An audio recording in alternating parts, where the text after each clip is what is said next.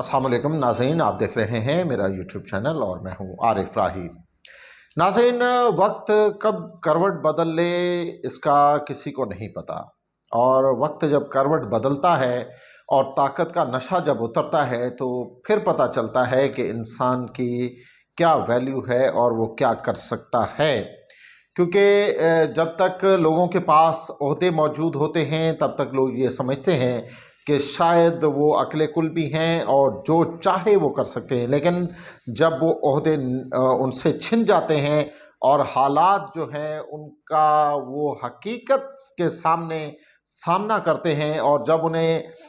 बाकायदा ये सामना करना पड़ता है फिर पता चलता है। ठीक उसी तरह जिस तरह काजी फाइज ईसा जो कि 1 साल तक पाकिस्तान के चीफ जस्टिस रहे और उन्होंने अपनी ताकत का बेदरेग इस्तेमाल किया। उनके दौरे चीफ जस्टिस के दौर में जब वो चीफ जस्टिस थे तो पाकिस्तान तहरीक-ए-इंसाफ के कारकुनान हों, उनके जो मेंबर असेंबली हों या सेनेट के मेंबरान हों, उनके साथ जिस किस्म के जुल्म जबर किए गए, इसकी मिसाल शायद ही पाकिस्तान की तारीख में पहले मिलती हो। क्योंकि कहा जाता है कि ज़ियाउल हक के दौर में पीपल्स पार्टी के लोगों के साथ जुल्म जबर किया गया, लेकिन उसमें भी इस हद तक नहीं किया गया कि उनके बीवी बच्चों को अगवा किया गया हो, उनको घसीटा गया हो। लेकिन बहरहाल काजी फाइज ईसा के दौर में ऐसा हुआ और ये तारीख से कभी मिट नहीं पाएगा। इसी तरह जब कल काजी फाइज ईसा जो हैं वो लंदन पहुँचे, जहाँ उन्हें एक तकरीब में मदऊ किया गया था, क्योंकि वो पाकिस्तान से जैसे ही उनकी मुद्दत मुलाजमत पूरी हुई और वो कूच कर गए, ठीक उसी तरह से जिस तरह पाकिस्तान से दीगर लोग जो बड़े बड़े ओहदेदारान हैं वो कूच कर जाते हैं जैसे ही उनकी मुद्दत मुलाजमत पूरी होती है। तो काजी फाइज साहब भी चढ़ गए अवाम के हथे और वहाँ पर पाकिस्तान तहरीक-ए-इंसाफ के कारकुनान ने बड़ा ज़बरदस्त एहतजाज किया और वहाँ उन्होंने उन्हें बताया कि हकीकत क्या होती है, जमहूरियत क्या होती है और एहतजाज का हक क्या होता है। क्योंकि पाकिस्तान में तो किसी के पास एहतजाज का हक भी नहीं है। एहतजाज करने वाले को फ़ौरन गिरफ़्तार कर लिया जाता है और उसके ख़ानदान पर जुल्म जबर के पहाड़ गिराने शुरू कर दिए जाते हैं। ये मिसाल अभी हर किसी के सामने होगी, क्योंकि सोशल मीडिया का दौर है और सोशल मीडिया के दौर में आजकल कोई चीज़ छुपी हुई नहीं रहती।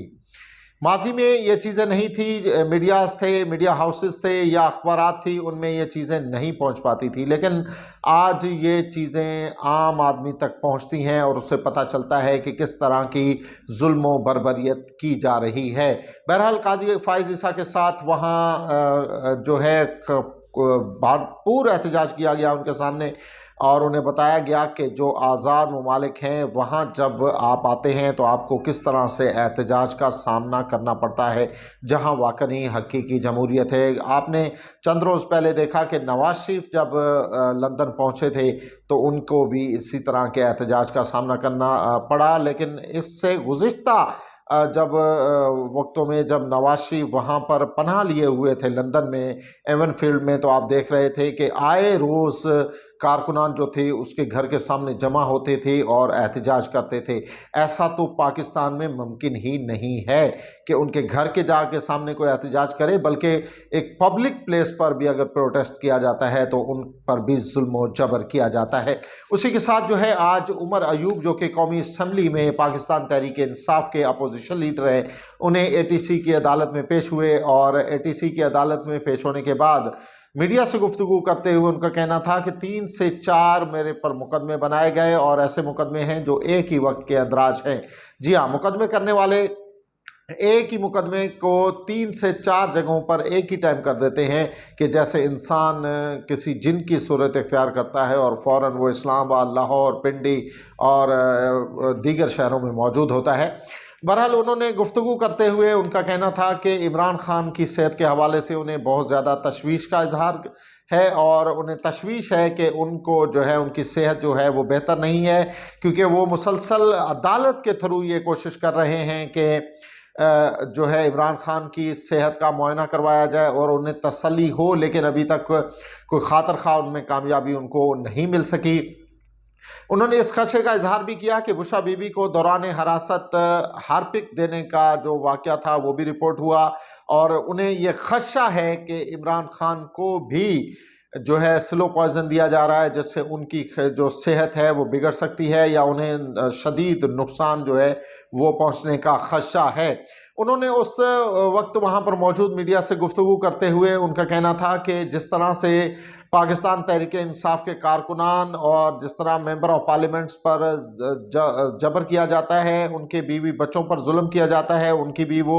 मजम्मत करते हैं। मीडिया से गुफ्तगू करते हुए इन खदशात का इजहार भी किया। उनका कहना था कि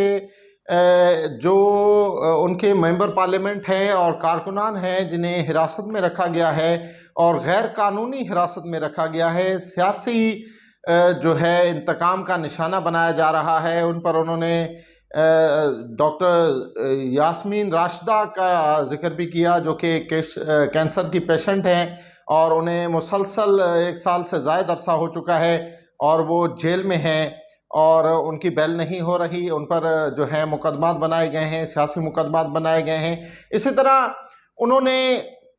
तमाम कारकुनान के लिए आवाज़ उठाई। उनका कहना था कि उन कारकुनान को छोड़ा जाए जिन्हें सियासी बुनियादों पर जो है जुल्म जबर का निशाना जो है वो बनाया इसी के साथ जा रहा है। अहम खबर है कि चंद रोज़ पहले मरियम नवाज ने जो है दबे अल्फाज में इमरान खान को धमकी दी थी और उनका कहना था कि ये फितना जो है जल्द अपने इख्तिताम को पहुंचेगा।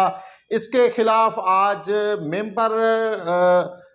जो है सूबाई असम्बली केपी के इमरान खान की पार्टी से ताल्लुक़ रखने वाले एक मेंबर ने यह ऐलान किया है कि इंसाफ लायर फोन जो है उन्होंने केस तैयार कर लिया है और वो मरियम नवाज के खिलाफ जो है केपी के में मुकदमा दर्ज कराएंगी, क्योंकि उन्होंने उनके पार्टी लीडर इमरान खान के हवाले से जो बात की है, उनको धमकी दी है और उन्हें यह खदशा है कि मरियम नवाज उनके तमाम इन जो वाक़यात हो रहे हैं और इमरान खान के साथ जो नारवा सलूक किया जा रहा है उसमें मरियम नवाज जो हैं वो शामिल हैं और उनके कहने पर ये सब कुछ किया जा रहा है। क्योंकि जो अडियाला जेल है वो पंजाब हुकूमत के अंडर में आती है और इसलिए इमरान खान पर सख्तियाँ और उन्हें उनकी सेहत को भी ख़तरा और उनकी जान को भी उनसे ख़तरा है। आज के व्लॉग में ये चंद खबरें हमने आप तक पहुँचाई। इंशाल्लाह आपके साथ रहेंगे। अल्लाह निगहबान।